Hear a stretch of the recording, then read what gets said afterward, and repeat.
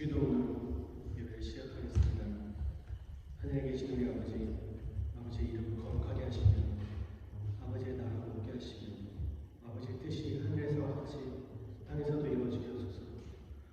오늘 우리에게 영원의 양식을 주시고 우리가 우리에게 잘못한 사람을 용서해 준 것 같이 우리 죄를 용서해 주시고 우리를 시험에 빠지지 않게 하시고 악에서 구하소서.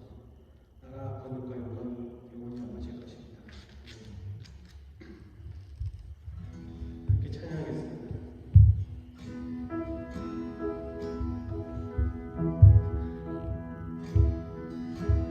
주의 보좌로 나갈 때 어떻게 나가야 할까?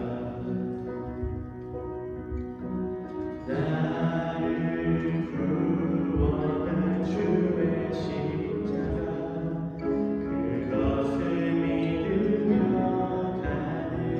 주의 보좌로 나갈 때 주의 보좌로 나갈 때 나 여전히 부족하다.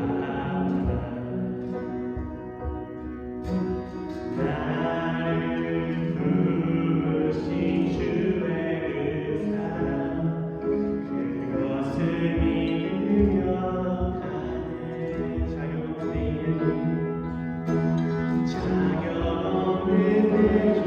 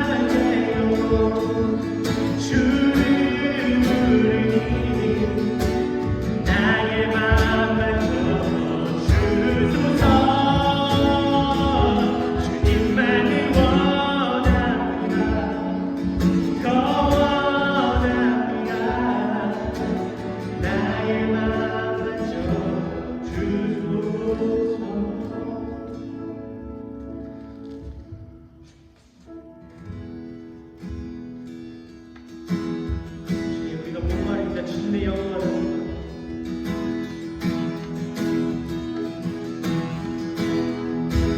예수님 원하는 네가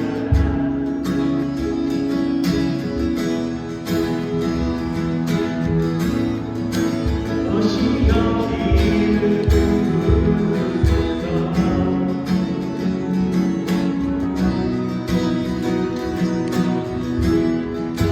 주님의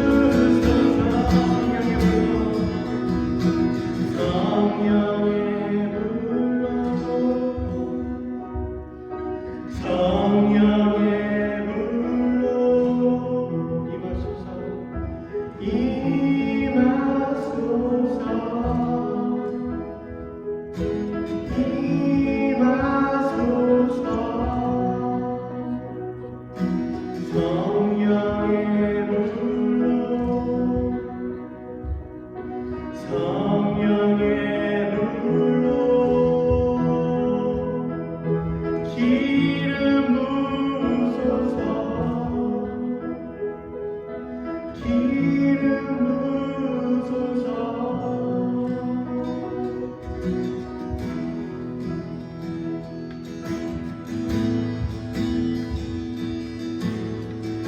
성령으로만 나아가는 성령의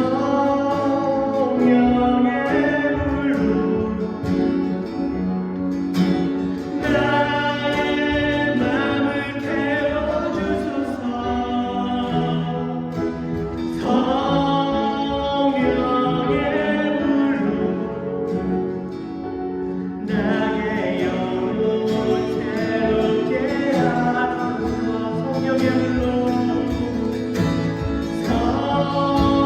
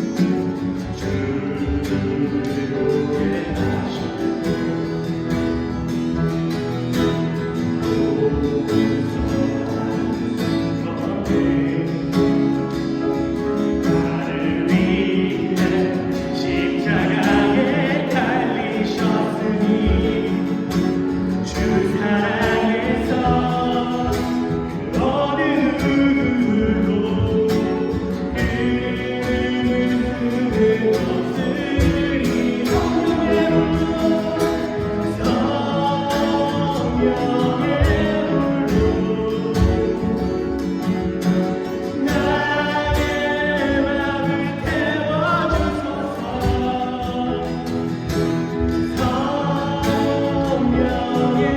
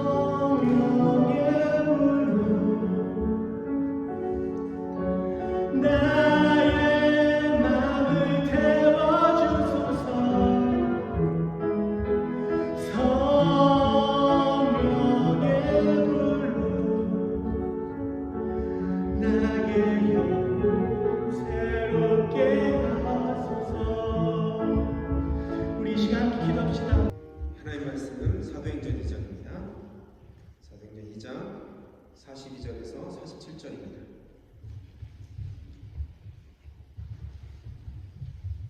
계속 사도행전 말씀을 보는데요. 사도행전 2장 42절에서 47절까지 말씀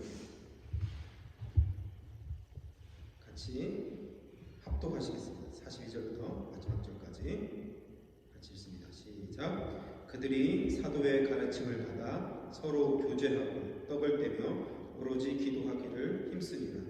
사람마다 두려워하는데 사도들로 말미암아 기사와 표적이 많이 나타나니 믿는 사람이 다 함께 있어 모든 물건을 서로 통용하고 또 재산과 소유를 팔아 각 사람의 필요를 따라 나눠주며 날마다 마음을 같이하여 성전에 모이기를 힘쓰고 집에서 떡을 떼며 기쁨과 순전한 마음으로 음식을 먹고 하나님을 찬미하며 또 온 백성에게 칭송을 받으니 주께서 구원받는 사람을 날마다 더하게 하시리라.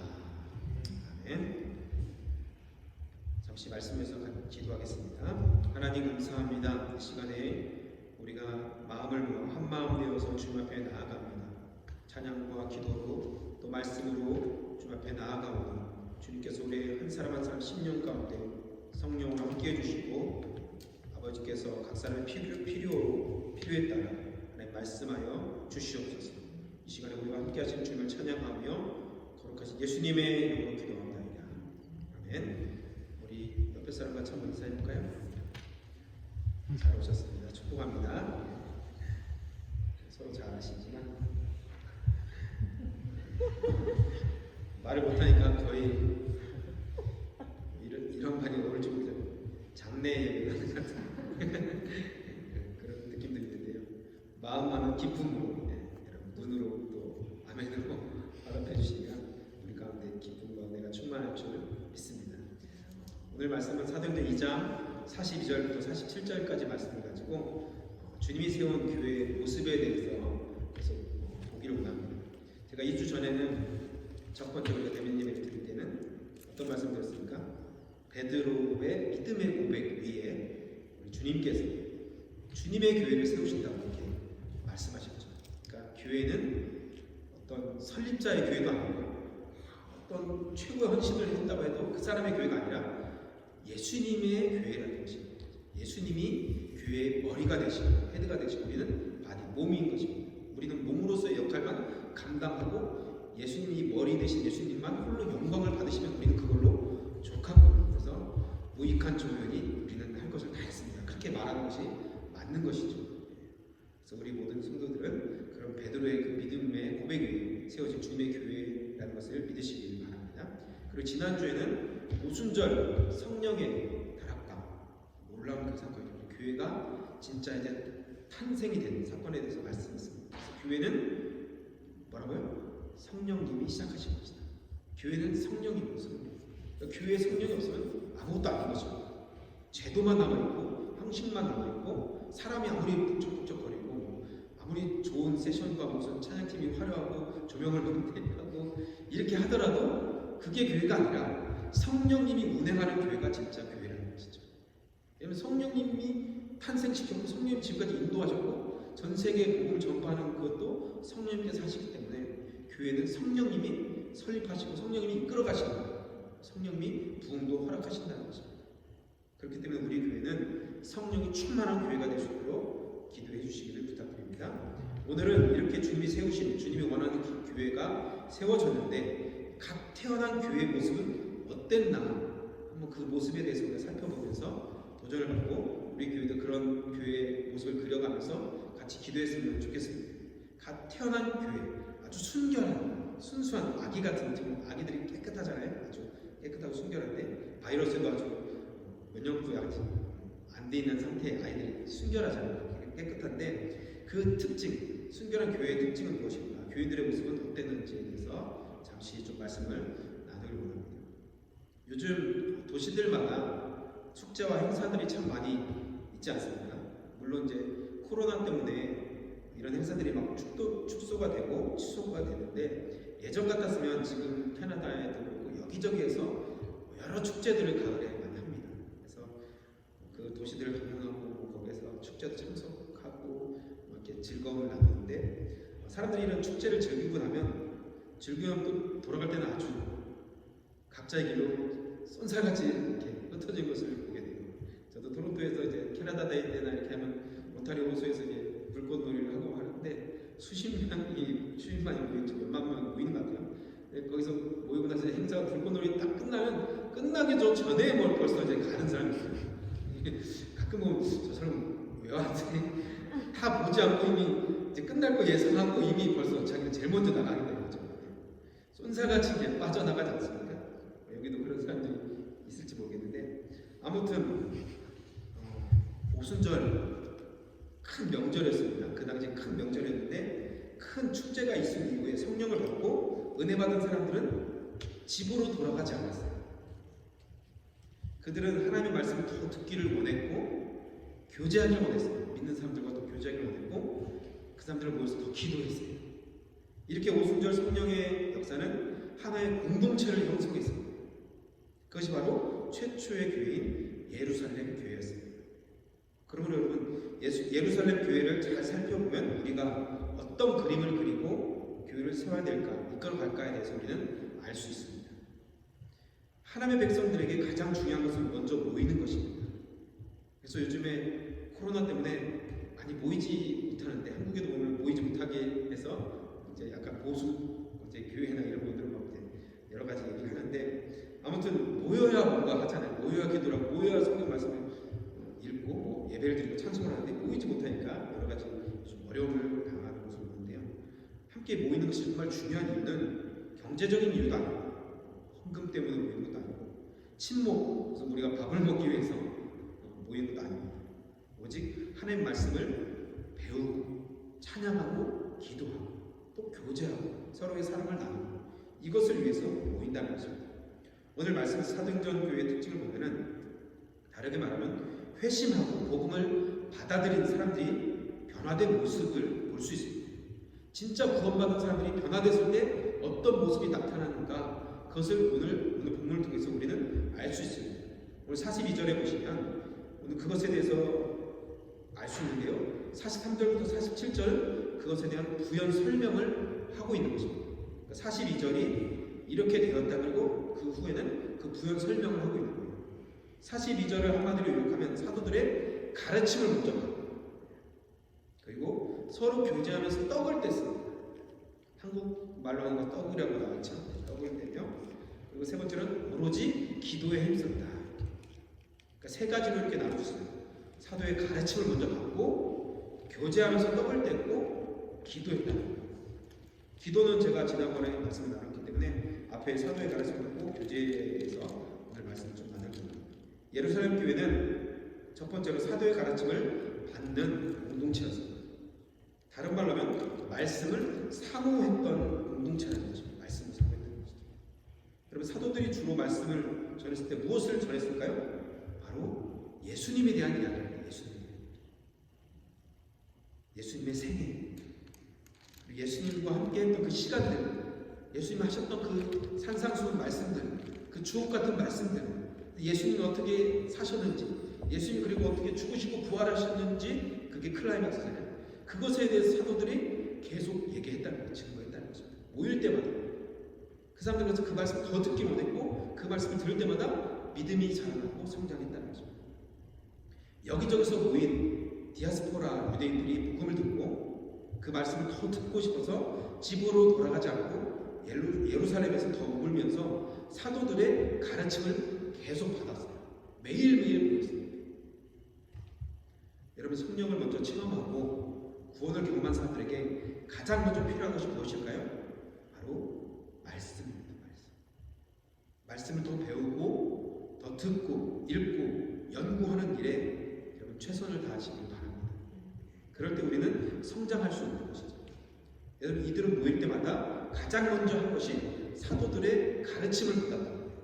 말씀을 들었다는 것입니다. 왜요? 그 말씀을 듣는 것이 바로 생명이고 이 말씀을 들을 때 믿음이 자라기 때문입니다. 저도 대학교 1학년 때 예수님을 인격적으로 만나고 경험했을 때 말씀을 그렇게 듣고 싶더라고요. 말씀을 배우고 싶고 성경을 누가 읽으라고 안 했는데도 읽고 싶은 거지. 성경 일독해라. 우리 올해는 일독해야 된다. 뭐 내년 일독해야 된다. 이렇게 하지 않아도 내가 거듭나니까 영적인 영적으로 태어나니까 어떻게 해요? 아이가 마치 엄마의 젖을 본능적으로 찾는 거죠. 그렇죠? 애한테 야, 너 이제 밥을 먹어야 돼. 너 젖을 먹어야 돼. 그래서 자, 일단 젖을 먹어야 돼. 이렇게 가르치잖아요. 스스로 젖을 찾는 거예요. 스스로 먹는 거죠. 배고프면 엄마의 젖을 이렇게 빨지 않는. 베드로전서 2장 2절에 보니까 갓난 아이들 같이 순전하고 신령한 젖을 사모하라. 이는 이로 말미암아 너희로 구원에 이르도록 자라게 하려 함이라. 영적으로 거듭나면 일단은 어린아이예요. 그렇기 때문에 나이와 상관없이 어린아이로 딱 태어나는 것입니다. 어린아이가 할 수 있는 것이 무엇일까요? 뭐예요? 먹고 자고 싸는 거죠. 그것만 잘하면 그냥 잘하는 거예요. 내가 잘해야겠다 노력하는 것이 아니라 먹고 자고 잘 자면 또 배변을 잘하면 자연스럽게 잘하는 것입니다. 육적으로도 여러분 잘하려면 어머니의 젖을 잘 먹고 잘 자야 되는데 영적으로도 태어났을 때 잘하려면 어떻게 해요? 말씀을 아주 건강한 말씀을 잘 먹고 잘 기도하면 잘하는 것입니다. 호흡하는 것이 기도는. 그래서 여러분 하나님의 백성들이 주님의 이름으로 모인 곳에는 반드시 하나님의 말씀이 선포되고 주의 말씀이 있어야 되는 것입니다. 우리 교회도 모든 성도들이 하나님의 말씀 안에서 영적으로 무럭무럭 자라나시기를 주님의 이름으로 축원합니다. 물론 이 당시에는 사도들만이 예수님에 대해서 말할 수 있었어요. 사도들만. 누구도 예수님에 대해서 알 수 있는 사람도 없었겠죠. 지금처럼 여러분 미디어나 성경책이나 신앙서적이 많이 있지 않았어요. 지금 시대였다면 여러분 사도들에게 온라인으로 미팅하자고 하거나 유튜브에 올려달라고 했을지 모르겠어요. 베드로 사도 유튜브에 올려주세요. 제가 예배가 알아서 하겠습니다. 뭐 이렇게 했을지 모르겠지만 이 당시에는 집으로 가면 사도들을 만날 수가 없었어요. 그렇기 때문에 안 갔어요. 예루살렘에 더 남아서 성도들과 사도들과 더 교제하면서 말씀을 듣기 원했고 기도에 힘썼다는 것입니다. 아무튼 중요한 사실은 구원을 경험하고 성령을 받으면 말씀이 꿀송이처럼 달콤하고 더 듣고 싶어지고 더 읽고 싶어진다는 것입니다. 그래서 교회에 모이는 것을 더 사모하고 더 좋아지고 목회자와 성도들과 더 친밀해진다는 것입니다. 제가 보니까 성경에 나오지 않지만 목회자랑 친해지면 신앙이 잘 자라나는 거예요.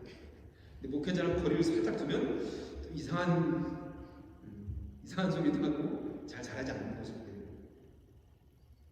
여러분 성도들과 또 목회자들과 또 주변에 있는 영적으로 볼 때 여러분들이 볼 때 건강한 사람들과 친밀하게 지내시길 바랍니다. 그러면 서로가 서로를 잘하게 할 수 있다는 것입니다. 이렇게 남아서 사도들의 가르침을 듣던 예루살렘 성도들에게 머물 장소와 먹을 것이 필요했겠죠. 왜냐하면 여기저기서 이제 예루살렘 모이는데 안 가니까 이 사람들이 안 가니까 먹고 잘 문제가 이제 필요한 것입니다. 그래서 어떤 사람들은 예루살렘에 있던 그 성도들 중에 유대인들 중에 부자도 있고 뭐 가난한 사람도 있었겠지만 좀 집이 큰 사람들은 집을 제공하고 또 먹을 것도 제공하면서 서로의 필요를 채워주면서 매일매일 모였고 매일매일 말씀을 들었다는 것입니다. 이게 바로 예루살렘 교회였다는 것이죠.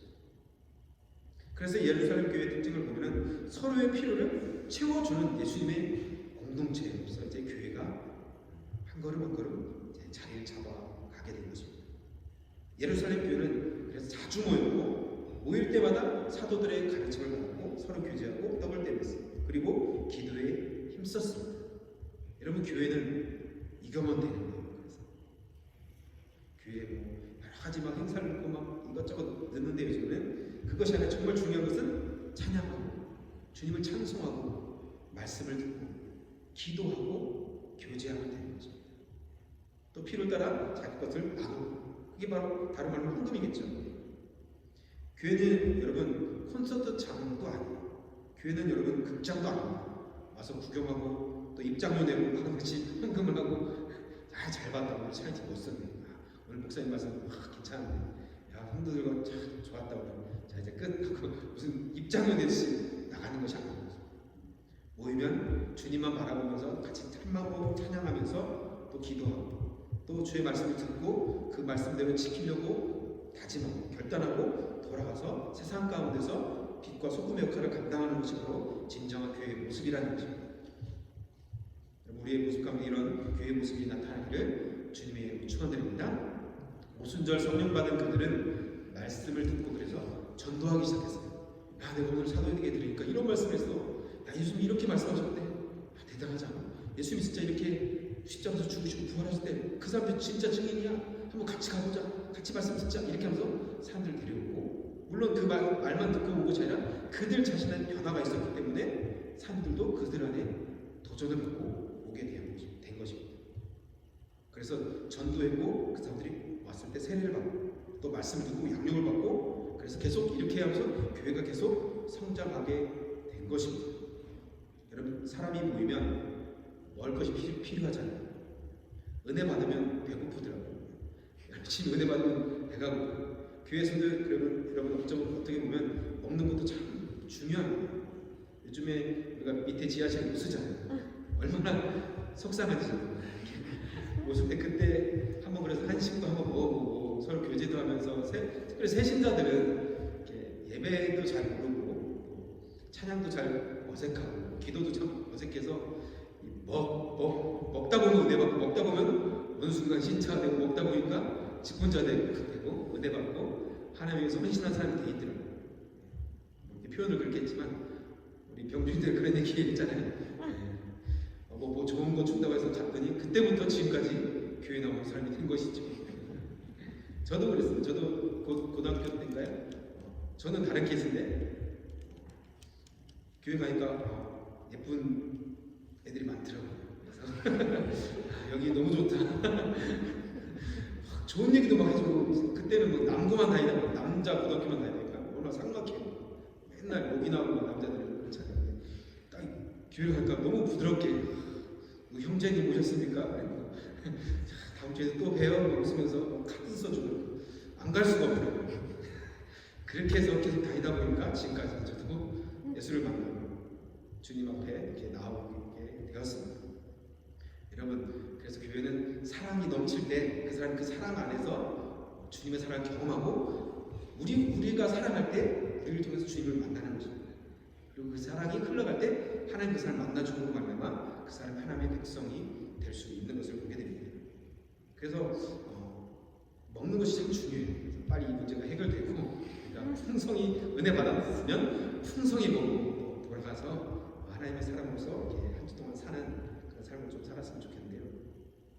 함께 먹다 보면 사랑이 생깁니다. 함께 어떤 사람은 먹을 때 참 말을 잘해요. 먹다 보면 자기 이야기도 하면서 막 얘기도 잘하고 사귐이 있고 또 삶을 나누고 기도 제목도 나누고, 그러니까 한 주 동안 이런 일이 있었고 또 이런 먹다 보면 이런 교제가 있는 것이죠. 그래서 예수님도 참 많이 드셨어요. 예수님 금식도 하셨지만 먹고 마시면서 교제하셨어요. 그래서 예수님 먹고 마시는 걸 가지고 어떤 사람은, 어떤 바리새인들은 비판했죠. 죄인과 맨날 먹고 마시는 거, 그렇게 얘기했는데요. 먹고 마시는 것도 참 중요합니다. 단기 선교를 가다 보니까, 제가 단기 선교를 여러 번 다녔는데 멤버들과 그 단기 선교를 한번 갔다 오면 참 친해져요. 왜 그러냐면, 물론 말씀도 우리가 나누고 전도도 하고 뭐 기도도 했는데 가만 보니까 삼시세끼 계속 먹으면서 교제해요.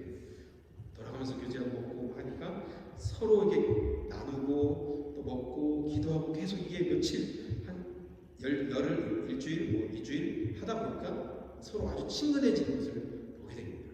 이 사도행전 교회를 보세요. 매일 만나고 매일 삼시세끼 먹고 마시고 또 기도하고 말씀 나누고 이러면 금방 친해지겠죠. 이게 다른 말로 하면 수련이지, 수련. 이럴 때 영적인 변화가 일어난다는 것입니다. 그렇다면 여러분, 이런 변화가 일어날 수 있는 가장 좋은 곳이 어디일까요? 가정입니다. 가정은 싫어도 삼시세끼 같이 먹어요. 그렇죠? 밥 챙겨주라는 말 안 해도 또 챙겨주더라고요. 이렇게. 그런 곳이 바로 가정이에요.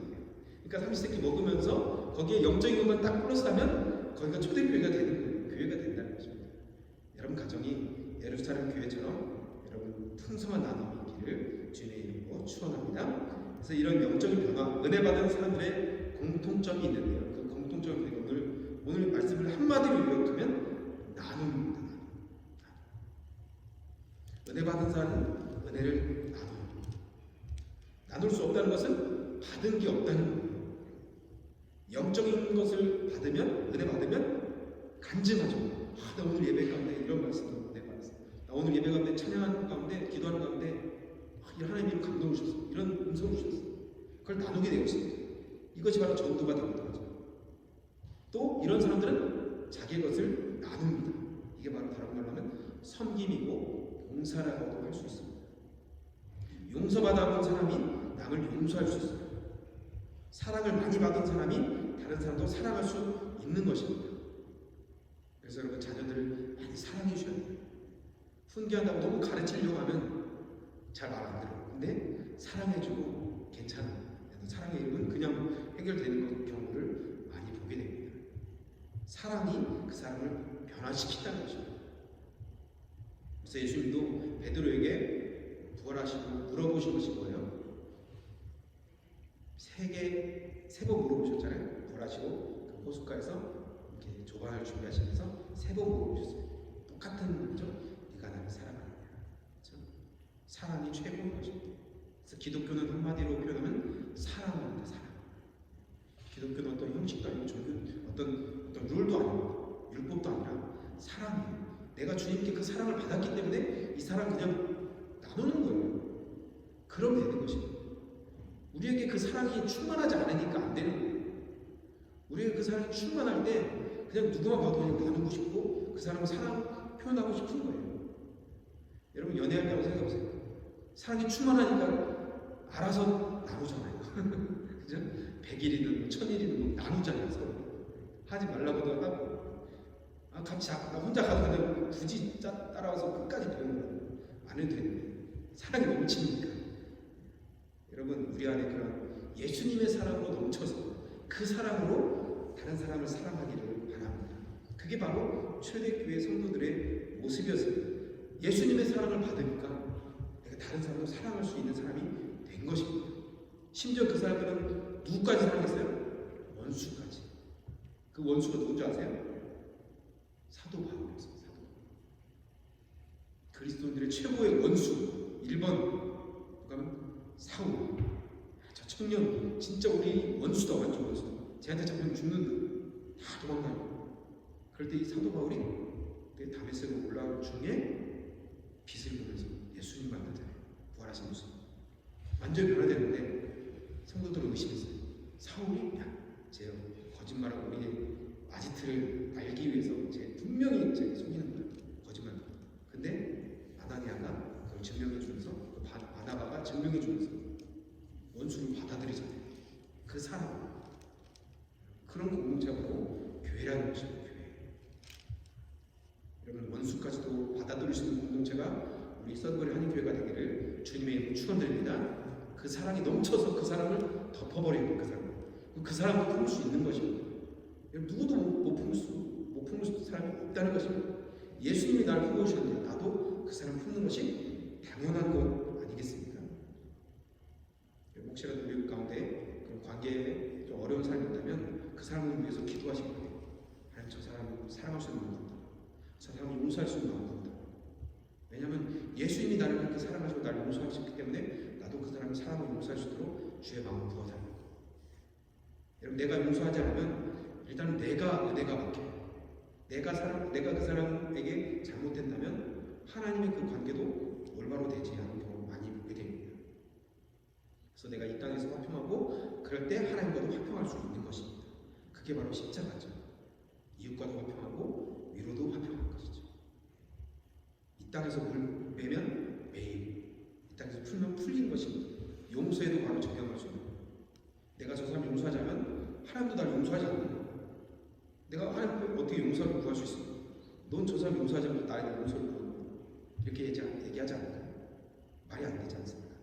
내가 저 사람 용서했으면 주님 나도 용서해 주세요. 이렇게 말할 수 있어요. 그래서 주기도문이 바로 그거죠. 죄진 자를 용서해 주는 것 같이 나를 용서해 주십시오. 그 고백할 수 있는 것은 저 사람 용서할 때 내가 그렇게 고백할 수 있는 거예요. 그렇죠.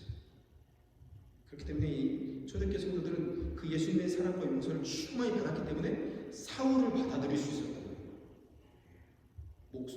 저 사람이 죽일지도 모르지만 주의 사랑을 품었습니다. 그럴 때 그 사울이 최고의 사도가 되었습니다. 여러분, 우리가 생각하는 그 사람이 최고의 또 하나님의 사람이 될 줄 누가 알겠습니까? 모르는 거죠. 여러분, 이렇게 소문이 퍼지고 소문이 퍼지다 보니까 예루살렘 교회에 놀라운 부흥이 일어나게 된 것입니다. 제가 예수님을 본격적으로 만났을 때 대학교 1학년 때 동아리를 들어갔어요. 컴퓨터 동아리도 있었고 기독교 동아리도 있었어요. 근데 저는 이제 물론 기독교 신자였기 때문에 기독 교회를 다녔지만 거듭나지 않은 기독교 신자. 그러니까 술도 그때 좀 먹었어요. 그래서 이제 재밌게 놀아보자. 대학교 오는데 옛날 낭만, 잔디밭에서 기타 치면서 그런 낭만 있잖아요. 그런 낭만이 아니라 딱 가니까 저는 기계과에 들어갔는데 기계공학과 해병대 소리가 갑자기 다 집합하는 거예요. 잔디밭에서 뭐야? 우리 분위기가 이상하더라고요. 다른 과는 막 여자들한테 사이좋게 막 놀고 우리는 이게 군대로 온 건지 학교로 온 건지 다 옥상으로 집합해버리고 OT를 하는데도 막 다 위에 벗어 새벽에 우리 뛰고 있고 우리 과만 이상하게 해병대 선배가 있어서 그런 해병대 선배가 있었는데 아무튼 저는 이제 거듭나지 않았지만 기독교니까 기독교 동아리도 한번 이렇게 발에 한번 걸치고 또 컴퓨터도 이제 그때 컴퓨터가 필요해서 컴퓨터 동아리도 이렇게 들었어요. 컴퓨터 동아리가 가입비가 2만 원, 3만 원이었는데 거의 가입비를 내고 기독교 동아리가 거쳐놓고 이제 갈게요 하면서 이렇게 얘기했는데 몇 번 가다 보니까 이제 점심 때 찬양하는 모임이 있었어요. 새벽 아침에는 큐티하는 모임이 있었고 점심 때는 찬양하고 기도하는 모임이 있었어요. 그래서 12시에 항상 점심 찬양, 점찬이라고 점심 찬양이 있었는데 점심 찬양 20분, 30분 찬양하고 또 기도하고 또 전도하러 나가기도 하고 그리고 나서 밥을 먹었어요. 항상 수업은 한 2시쯤 있었거든요. 보통은. 그래서 제가 이제 수업이 한 12시에 보통 끝나는데 좀 늦게 끝나는 수업들이 있잖아요. 대학교 다니지만 그래서 좀 늦게 이제 끝나고 점심 찬양 모임을 갔는데 그때 그 동아리 방송으로 막 뜨겁게 기도하는 소리가 나요. 가만 들어보니까 어떤 한 형제가 아버님이 소천하신 그 형제 이름을 불러가면서 기도 인도자가 눈물로 기도 인도하면서 기도를 막 뜨겁게 기도하고 저희 동아리 밖에서 새내기가 이제 들어가려고 하는데 분위기가 이제 심상치 않아요. 들어갈까 말까 이러고 이제 있는데 들으면서 이제 있었죠. 그 형제를 위로하면서 하나님 위로해달라고 막 눈물로 아주 진실된 마음으로 이렇게 기도하는데 막 모든 사람이 눈물로 이렇게 기도하는 그 기도 한 20-30명 동아리가 작은 데서 기도하는데 제가 밖에서 그 기도의 내용을 들으면서 그 기도하는 모습을 보면서 제가 그때 여기구나 여기가 진짜구나 내가 한 번도 보지 못했던 이 공동체 형제를 위해서 눈물로 기도하면서 형제를 그렇게 사랑하는 그 공동체에 대해서 제가 그때 그 마음의 감동과 결단을 따서서 내가 여기에 올인해야겠다. 그래서 그 컴퓨터 동아리 그때 딱 접고 이 기독교 동아리에 올인했어요. 그래서 새벽에 아침 8시에 큐티 모임하고 또 점심 찬양하고 뭐 화요일날 책 풀이고 또 뭐 수요일날 뭐 모임 할 때 열심히 다녔어요. 그래서 제가 대학교 1학년 때 채플 중에 예수님을 인격적으로 만난 것이 물론 여러 가지 이제 간증도 있고 한데 지금 시간이 지니까 제가 하고 싶은 말은 기독교는 사랑이라는 사랑. 우리가 서로 사랑할 때 사람들이 볼 때 나도 저 공동체에 들어가고 싶다. 나도 서드버리 한인교회 멤버 되고 싶다. 저렇게 저 사람 너무 사랑이 많고 정말 가족보다 더 친근하고 가족보다 더 챙기고 가족보다 더 기도해주고 정말 진짜 가족인 거죠. 그럴 때 나도 이 이민생활 외로운데 저 가족 멤버 되고 싶다. 서드버리 한인교회 멤버 되고 싶다.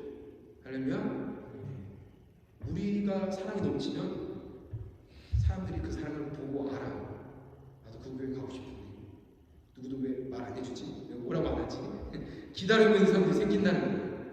그러면 전도는 그냥 저도 전도 훈련도 많이 받고 사형리, 뭐 이런 생명줄 삶 이런 걸로 막 했지만 그게 물론 전도도 하지만 진짜 전도는 우리가 서로 사랑할 때 이 사랑이 흘러 넘쳐서 이 지역에 소문이 나는 것입니다. 야, 그 교회는 진짜 사랑이 넘쳐. 예수님 진짜 계신 것 같아요. 우리 교회가 그럼 지금은 당장 그렇게 모여서 나누고 하는 것을 할 수 없지만 일단 모일 때만이라도 아니면 각자 있을 때 사랑해 주고 서로를 위해서 기도하는 그런 마음들이 좀 있었으면 좋겠습니다. 그래서 이것들을 다 풀리면 우리가 정말로 사랑의 나눔이 끊임없는 교회 공동체가 되기를 예수님에게 부탁드립니다. 이렇게 사랑이 충만한 교회는 그 자체가 천국이었습니다. 천국.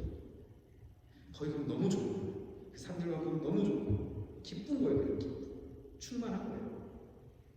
그래서 은혜 받으니까 사도행전 4장 32절에서 35절까지 오늘 본문에 없지만 제가 한번 읽어드리겠습니다. 어떻게 이 사람들이 변화되는지. 믿는 무리가 한 마음과 한 뜻이 되어 모든 물건을 서로 통용했어요. 자기 재물을 조금이라도 자기 것이라고 하는 이가 하나도 없었대요. 전 참 이해가 안 돼요. 하나도 없었대요. 자기 재물. 사도들이 큰 권능으로 주 예수의 부활을 증거했는데요. 우리가 큰 은혜를 받아서 그 중에 가난한 사람이 없었대요. 이는 밭과 집 있는 자는 팔아서 그 판 것의 값을 사도들 발 앞에 두매 그들이 각 사람 필요를 따라서 나눠줬대요. 물론 여러분 이 시대로 한번 표현해보면 이렇게 한번 생각할 수 있어요. 어떤 교인이 어떤 정도가 큰 은혜를 받고 목회자에게 자신의 재산을 다 팔아 정리하고 교회 앞에 나와서 헌금을 딱 드리는 것이. 그래서 이것을 구제와 선교를 위해서 복음을 위해서 써십시오 이렇게 하는 것과 어떻게 보면 비교할 수도 있는데요. 초대교회는 여러분 예루살렘 교회는 물질의 유혹을 초월했습니다. 교회는 여러분 부자도 있고 가난한 자도 있었어요. 배운 사람도 있었고 덜 배운 사람도 있었어요. 건강한 사람도 있고 건강하지 못한 사람도 있습니다. 교회는 이 모두가 하나 되는 곳이 바로 교회입니다. 자신의 것을 자신의 소유라고 주장하는 사람이 하나도 없는 물질을 초월하는 곳이 바로 주님이 세운 교회의 모습이었다는 것입니다. 왜요? 그 사람들이 이제 천국의 소망을 가지고 천국이 우리의 전부가 되는 것입니다. 그래서 이 땅의 것은 아무것도 아니고 잠시 있다가 지나간 나그네의 삶. 이걸 가지고 바둥바둥거리고 살 필요가 없다는 것이죠. 이제 우리가 영원한 천국이기 때문에 내가 가진 것, 이 모든 것 주고 가도 전혀 아깝지 않은 것이죠. 여러분 은혜를 맛보고 성령을 체험하고 부흥을 경험한 사람들의 공통적인 현상을 보니까 나눴다는 거죠. 은혜도 나누고 자신의 것도 나눴다는 거죠. 사도행전의 초대교회가 이것을 잘 보여주는데요. 부흥의 원형인 초대교회가 이것을 잘 보여주었습니다. 사도행전 2장 3,4절 3,5절 보니까 믿는 사람이 다 함께 있어 모든 물건을 서로 통용하고 또 재산과 소유를 팔아 각 사람의 필요를 따라 나눠주었다고 합니다. 여러분 이것이 당연한 결과인 것은 부흥이 일어나면 회개가 일어납니다. 그리고 회개는 자기를 깨뜨려버리는 것입니다. 그 결과 나누는 것입니다. 타락한 인간의 근본적인 문제가 뭐냐면 자기 중심적이라는 것이죠. 자기 중심. 그래서 만사가 다 자기 중심, 나 중심으로 생각하고 나 중심으로 말합니다. 사람의 마음속에는 그래서 자아라는 것이 아주 강하게 자리 잡고 있어요. 회개라는 것은 바로 이것들을 깨뜨려버리고 내 중심에서 하나님 중심, 내 중심에서 예수님 중심, 내 중심에서 다른 사람 중심으로 살게 만들어버리는 것이 바로 회개라는 것이죠. 또한 우리 이제는 나의 유익이 아니라 남의 유익을 위해서 살기 시작하는 것이죠. 다른 사람의 필요를 보기 시작하는 것입니다. 사도 바울의 눈에서 비늘이 벗겨졌을 때 우리도 믿는 자들과 사도 바울의 그 눈에서 비늘이 벗겨졌던 것처럼 우리도 믿는 자들과 세상을 바라보는 그 시선이 달라져야 됩니다. 육체의 가족도 있지만 교회라는 또 가족도 있다는 것입니다. 세상은 여러분 그래서 우리가 구원하고 섬겨야 될 대상으로 바라봐야 됩니다. 바울이 이렇게 살았습니다. 모든 제자들이, 모든 진짜 성도들이 이렇게 살다가 천국에 간 것입니다. 여러분 주님의 관점이 없을 때는 땅을 보면 어떻게 볼까요? 땅을 보면 부동산으로만 봅니다. 부동산. 그런데 주님의 관점으로 볼 때 땅을 보고 만물을 보면 하나님이 창조를 볼 수 있는 것이죠. 그리고 이 모든 것을 나에게 주신 선물, 맡겨주신 나는 청직이다. 그것을 알고 그렇게 산다는 거죠. 저는 사람 볼 때는 내가 좋아하는 사람, 나랑 맞는 사람, 나에게 도움이 되는 사람만 사귀었다면 이제는 모든 사람을 사랑과 긍휼의 마음을 가지고 보게 되는 것입니다. 왜냐하면 그전엔 육체로만 봤지만 이제는 그 사람의 영혼을 바라보기 시작하는 거죠. 저 영혼 구원받아야 된다. 저 사람 정말 구원받아야 된다. 저 사람 아무리 많은 것 갖춰줘도 저 영혼 구원받지 않으면 아무것도 아닙니다. 그것을 볼 수 있게 되는 것이죠. 그때부터. 여러분, 어떤 사람은 기독교가 공산주의, 또 공산주의 보면 사회주의 있잖아요. 사회주의가 이 사도행전에서 나왔다고 말하는 사람도 있습니다. 그래서 그것과 초대교회 유무상통과 비슷하다 이렇게 얘기하는데 이것과는 다릅니다.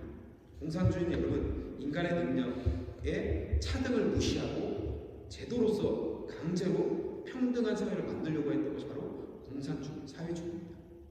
그런데 기독교는 여러분 회개와 부흥을 통해서 사랑이 넘쳐서 자발적으로 평등하게 만듭니다. 초대교회가 그렇죠.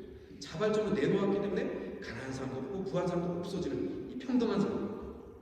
그래서 기독교는 각 사람의 개성과 능력 차이를 존중하면서 사랑의 정신으로 평등한 사회를 추구하는 것입니다. 그래서 성장도 있고 평등도 동시에 일어나는 것이 바로 기독교예요. 그런데 여러분 사회주의는 각 사람의 개성과 능력을 무시합니다. 제도적으로 만들어버려요. 그래서 성장과 평등도 둘 다 가로막히게 되는 것입니다. 성장이 안 되니까 분배도 안 되고 모두가 굶주린 사회가 바로 사회주의, 공산주의 사회가 되는 것이죠. 여러분 초대교회 성도들은 가난한 자도 부한 자도 없었습니다. 이 당시 조금 더 가진 사람들이 자신의 것을 나눔으로 모두가 행복해지고 모두가 만족하고 그런 공동체가 된 것입니다. 여러분 어떤 사람이 지옥에 이제 천국과 지옥을 가는데요. 지옥에 가보니까 모두가 굶주리고 있는 거예요. 음식은 진수성찬이에요. 근데 가만 보니까 그 사람들 앞에 젓가락이 놓여 있는데 젓가락이 되게 긴 거예요. 그래서 막 자기만 먹으려니까 이게 안 되잖아요. 젓가락으로만 먹어야 되는데. 근데 이 사람이 천국에도 가보니까 천국은 다 배부르고 있는 거예요. 가만 보니까 음식은 서로 먹여주는 젓가락 길이 똑같은데. 그게 바로 여러분 우리 교회의 공동체라는 것입니다. 서로의 필요를 먼저 보고 서로의 필요를 챙겨줄 수 있는 그 사랑이 넘치는 공동체가 바로 교회라는 것입니다. 여러분 초대교회는 자신의 재산을 팔아서 부족한 사람들에게 나눠주고 매일 모여서 먹고 말씀을 듣고 하나님을 찬양하면서 그 모임 중에 기쁨이 넘쳐서 모이는 사람들이 점점 더 많아졌다고 성경을 기록하고 있습니다. 그래서 많은 사람들이 교회를 칭찬했고 7절에 보니까 교회의 부흥이 사람에 의한 것이 아니라 주님이 그 부흥을 그렇게 이끌어 가시는 교회가 바로 초대 교회였다는 것입니다. 이제 말씀 맺겠습니다. 초대 교회는 회개한 사람들이 성령을 받고 말씀으로 양육을 받으며 매일 모였습니다. 그때마다 자기 것을 나누려는 마음, 그런 진정한 사랑이 충만한 은혜가 충만한 공동체였습니다. 심지어 어떤 사람들을 전 재산을 내놓게 됐어요. 여러분 이것을 이 땅에 실현하고자 했던 사람이 바로 마르크스였어요. 마르크스. 예전에 한국에도 이단이 있었죠. 신앙촌이라고 자기들끼리 모여서 신앙촌을 만드는 거예요. 우리끼리 여기서 천국을 이루자. 그래서 막 기름도 짜고 되게 완전 여러 좋은 상품을 만들어서 팔고 이렇게 했던 신앙촌이 있었다고 합니다. 근데 그 모든 것들이 다 실패했죠. 지금 여러분 이 시대에 전 재산을 내놓고 매일 모이는 것은 현실적으로 쉬운 것은 아닙니다. 지금은 더 어렵죠. 모이기까지 몽타를 주에서 몇 명 모여라 이렇게 하잖아요. 하지만 여러분 우리가 서로를 돌아볼 수 있어야 합니다. 서로의 필요를 돌아보고 서로를 위해서 기도해 줄 수는 있어야겠죠. 그럴 때 여러분 우리에게 하나님이 감동 주시는 감동을 따라 하시면 되는 것입니다. 초대교회는 여러분 그래서 여러 사람들이 기쁨이 충만했고 그 공동체가 날로 부흥했던 것을 보게 됩니다. 우리 서드브레 한인교회가 바로 사랑이 넘치고 기도가 넘치고 나눔이 넘치는 그래서 이 지역뿐만 아니라 정말 주님 천국까지 소문이 나는 하나님의 귀한 공동체가 되기를 예수님의 이름으로 축원합니다. 기도하겠습니다. 하나님